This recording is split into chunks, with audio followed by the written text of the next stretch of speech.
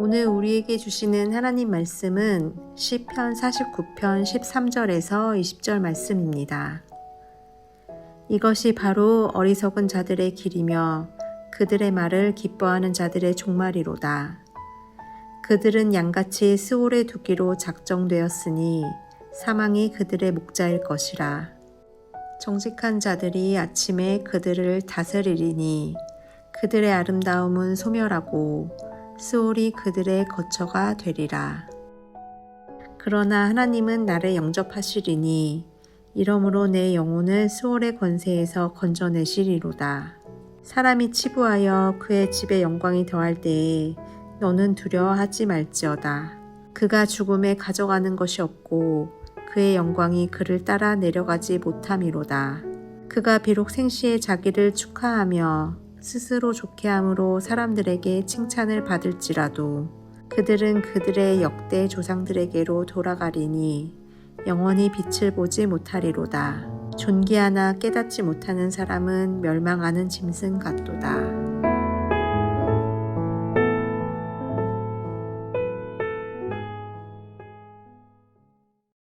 거룩한 주일입니다. 오늘도 주 앞에 나오시는 모두에게 하나님의 은혜와 사랑이 함께 하시기를 예수님의 이름으로 축원합니다. 오늘 본문이 시편 49편은 고라 자손이 쓴 시입니다. 여러분이 보고 계시는 성경의 49편 위쪽에 보시면 표제가 기록되어 있는데 지휘자를 따라 부르는 노래 고라 자손의 시라고 표기되어 있을 것입니다. 이 고라 자손들은 다윗 시대 때 용사로, 그리고 성의 문지기, 즉 성전 수비대로, 그리고 성전의 음악가로 귀한 사명을 감당했던 사람들입니다. 그런데 그들은 옛적에 모세와 아론을 대적했다가 땅이 갈라져 죽은 고라 자손들, 바로 그 후손들이었습니다. 하지만 그들이 이렇게 컴컴했던 과거를 극복하고 삶을 역전시켜서 시편의 찬양을 기록할 만큼 신실한 주님의 일꾼으로 변화된 것은 우리에게 중요한 메시지를 주고 있습니다. 무엇이 그들을 그렇게 변화시키게 만들었을까요? 그것은 바로 그들의 삶을 계속해서 무던하게 개혁해 나갔기 때문입니다. 우리가 삶을 어떻게 무던하게 개혁해 나갈 수 있는가? 그것은 예배를 통해서입니다. 세상의 변화가 어디에서 시작되는가? 개인의 변화로부터 시작합니다. 개인의 변화는 예배의 변화로부터 시작되는 것입니다. 나의 예배가 회복될 때 내가 변화받게 되고, 내가 변화받게 될 때 교회가 변하게 되고, 교회가 변하게 될 때 세상의 변화가 오는 것입니다. 그러므로 어떤 인생이 성공한 인생인가? 그것은 바로 예배에 성공한 인생입니다. 그것을 시편을 기록한 고라 자손들이 보여주고 있는 것입니다. 예배를 통해 여러분의 인생이 변화되고 그 변화로 인해서 여러분의 가정과 직장과 학업이 변화될 수 있는 축복을 얻게 되는 우리가 될 수 있기를 예수님의 이름으로 축원합니다. 오늘 본문의 첫 절인 시편 49편 1절을 보겠습니다. 사람은 존귀하나 장구하지 못하며 멸망하는 짐승 같도다. 오늘 본문의 마지막 절인 49편 20절도 보겠습니다. 존귀하나 깨닫지 못하는 사람은 멸망하는 짐승 같도다. 오늘 본문은 사람을 정의하고 있습니다. 사람은 하나님으로부터 존귀하게 지음받았다는 것입니다. 그런데 장구하지 못하다, 즉 영원하지 못한 존재라고 말씀합니다. 인간은 자신이 존귀한 존재인 것을 알아야 하고 자신이 영원하지 못한 존재라는 것을 알아야 한다라는 가르침입니다. 이것을 정말 알 수 있다면 이 땅에 남아있는 시간들을 우리는 헛되게 쓰지 않고 보배롭게 쓰게 될 것입니다. 우리는 앞으로 어떻게 살까만을 생각하지만 우리가 앞으로 어떻게 죽을까를 생각할 때 이 땅에 남아있는 시간을 존귀하고 보배롭게 보낼 수 있게 되는 것입니다. 성 어거스틴이 이런 말을 했습니다. 모든 것은 불확실합니다. 그러나 죽음만은 확실합니다. 단순하지만 명쾌한 말이 아닐 수 없습니다. 인생의 모든 것은 불확실합니다. 그런데 한 가지 확실한 것이 있다면 반드시 죽음을 맞이하게 된다는 것입니다. 우리가 죽을 수밖에 없는 존재라는 것을 알 때 예수 그리스도를 구하게 되고 죽음 너머에 있는 하나님의 나라를 바라보게 되고 이 땅에서 예배자로 살며 승리의 삶을 살 수 있게 되는 것입니다. 하지만 안타까운 것은 사람은 자신이 죽는다는 것을 생각하지 않는 것에 있습니다. 13절입니다. 이것이 바로 어리석은 자들의 길이며 그들의 말을 기뻐하는 자들의 종말이로다. 사람들은 죽음이란 단어를 알고 있고 다른 사람이 죽는 것을 보면서도 나에게도 그 시간이 온다는 것을 체감하지 못하며 사는 것입니다.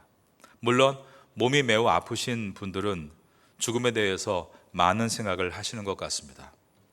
저희 아버님이 암으로 5년의 투병 끝에 돌아가셨는데 병원에서 5년이라는 시한부 선고를 받고 죽음에 대해서 참 많이 생각하셨습니다.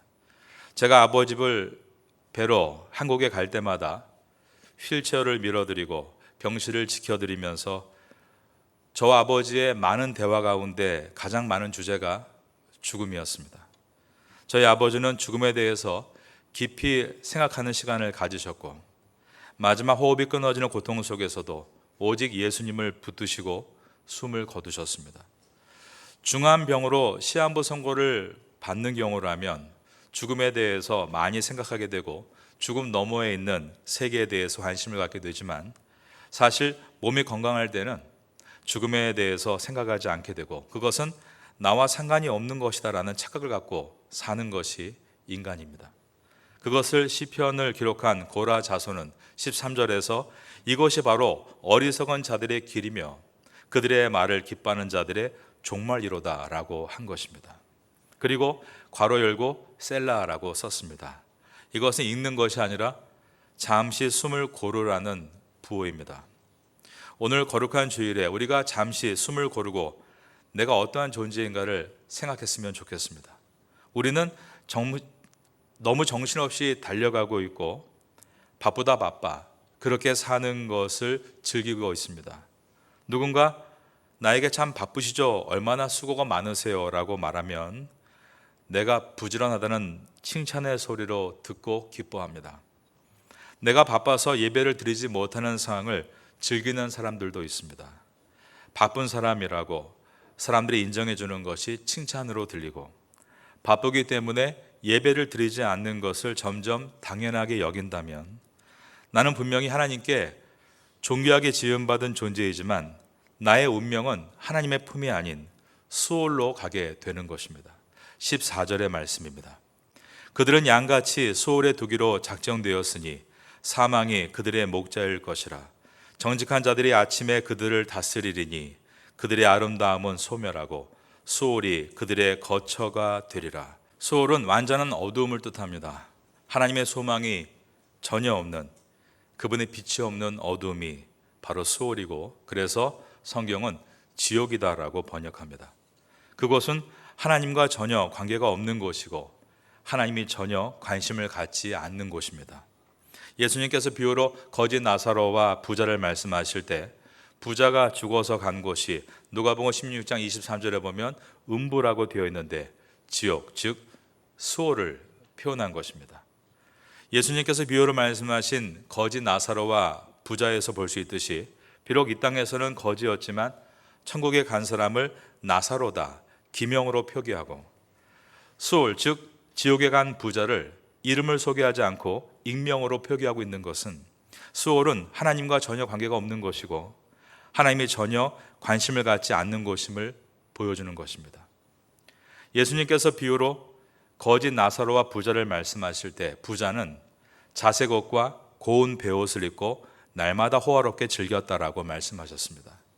자색 옷은 지극히 사치스러운 겉옷을 의미하는 것이고 고운 베옷은 최고급의 속옷을 뜻하는 단어였습니다. 둘 다 이스라엘 땅에서 난 옷감이 아니라 이집트와 인도에서 수입되는 옷감이었습니다. 부자는 이처럼 고급 외국 브랜드를 입고 날마다 호화로운 삶을 즐겼습니다. 그렇다면 예수님의 비유는 부자가 수월에 떨어지게 된 이유가 그가 부자이기 때문이고 거짓 나사로가 천국에 간 이유가 그가 가난하기 때문에 간 것이다. 그렇게 말씀하시는 것인가? 그것은 아닙니다. 예수님은 나사로가 천국에 간 것은 가난하기 때문이 아니라 이 땅에서 하나님을 섬겼기 때문이고, 부자가 지옥에 떨어진 것은 그가 부자였기 때문이 아니라 이 땅에서 물질을 섬겼기 때문이다라고 말씀하신 것입니다. 부자여도 빈자여도 이 땅에서 하나님을 섬긴 사람은 천국에 갈 것이고, 부자여도 빈자여도 이 땅에서 물질을 섬긴 자는 지옥에 간다는 가르침인 것입니다. 이것은 매우 불편한 진실입니다. 그러나 불편하지만 진실입니다. 교회 안에도 물질을 섬기는 사람들이 있습니다. 이것은 매우 불편한 진실입니다. 그러나 불편하지만 진실입니다.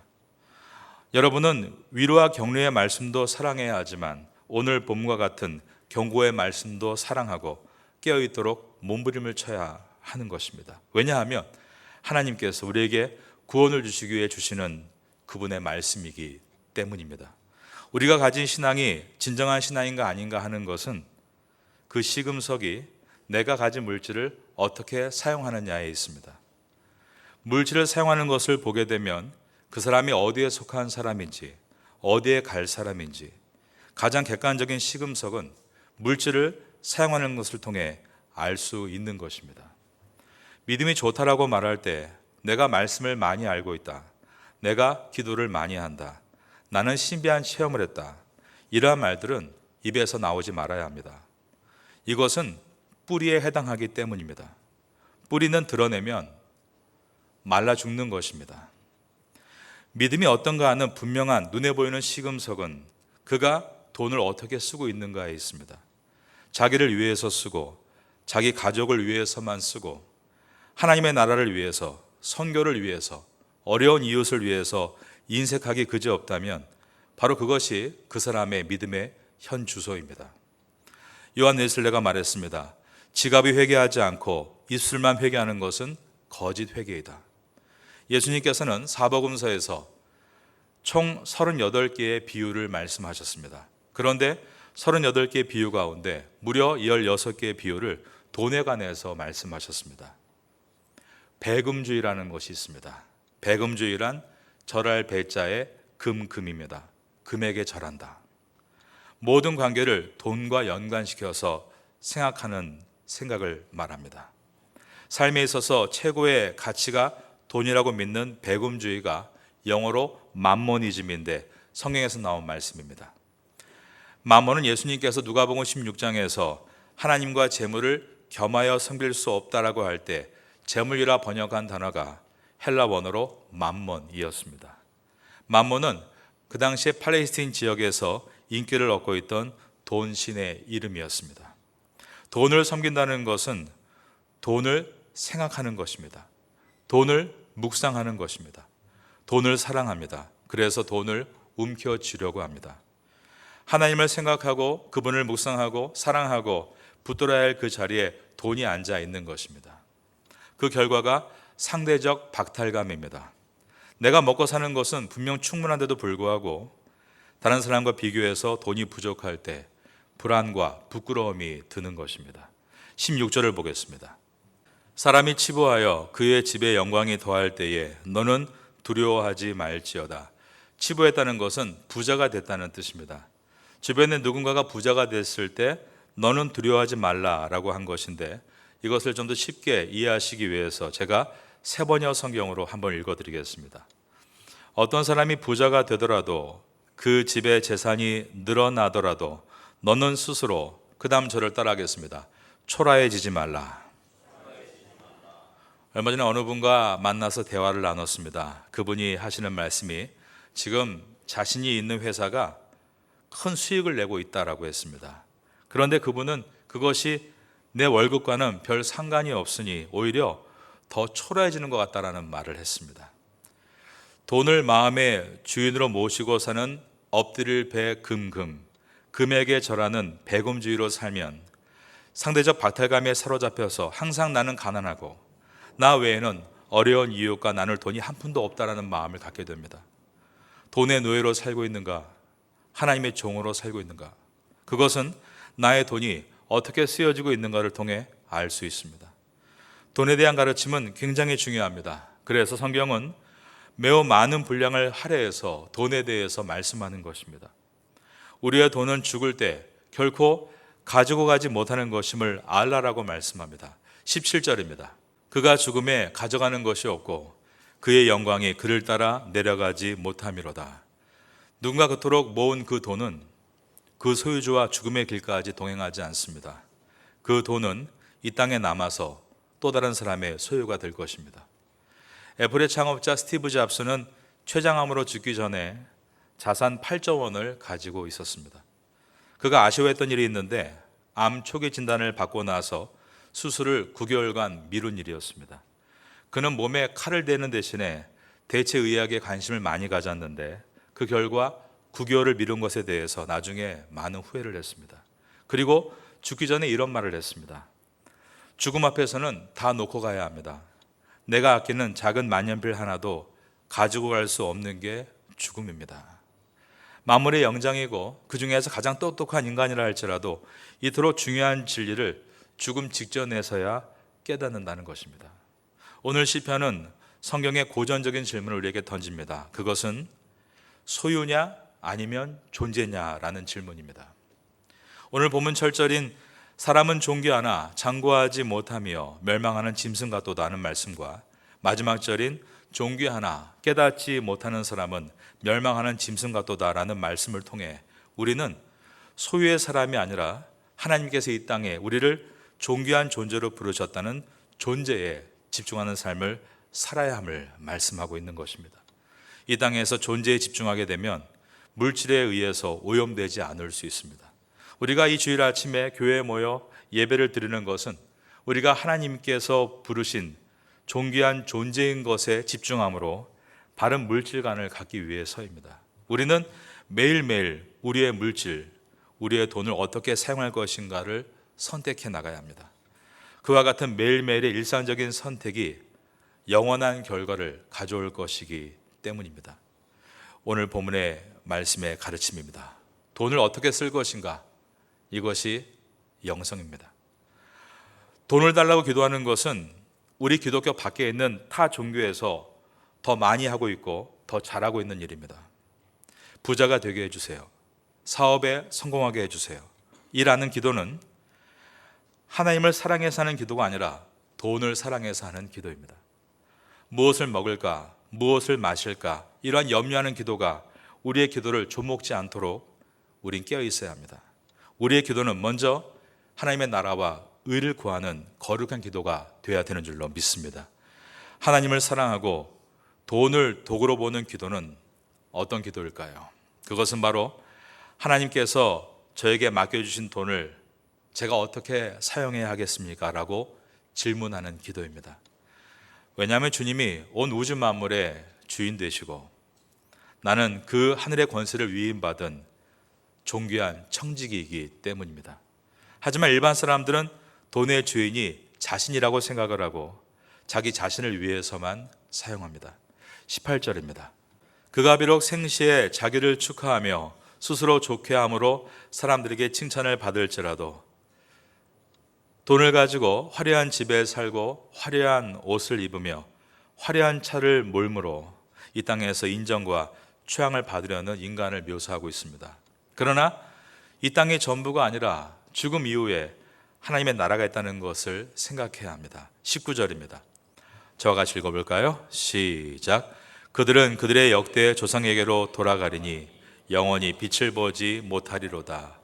이것을 깨닫지 못하면 하나님께서 존귀하게 빚어놓으신 인간이라 할지라도 짐승과 다를 바가 없다라는 것입니다. 마지막 절은 20절입니다. 존귀하나 깨닫지 못하는 사람은 멸망하는 짐승 같도다. 나에게 돈이 주어진 것은 섬김의 기회이다. 여러분 이 문장을 잘 생각해 보시기 바랍니다. 나에게 돈이 주어진 것은 섬김의 기회이다. 하나님께서 우리를 복음에 불모진 태고 땅에 불러주시고 이 땅의 영혼들을 구원하는 선교를 하라고 우리를 모여게 하셨다면 우리는 돈을 사용하는 것에 있어서 중요한 관점을 하나를 만들어야 합니다. 그것은 영혼을 위한 일에 반영되도록 돈이 흘러가게 해야 하는 것입니다. 그럴 때 이 돈을 쓰는 것은 영원한 결과를 가져오게 될 것입니다. 돈에 대해서 청지기의 마음을 가지심으로 참된 영성을 시작할 수 있는 여러분들 되시기를 예수님의 이름으로 축원합니다. 지금은 함께 기도하는 시간입니다. 3월의 공동 기도 제목은 첫째, 말씀과 기도의 자리에 서게 하소서. 둘째, 사랑과 섬김의 자리에 서게 하소서.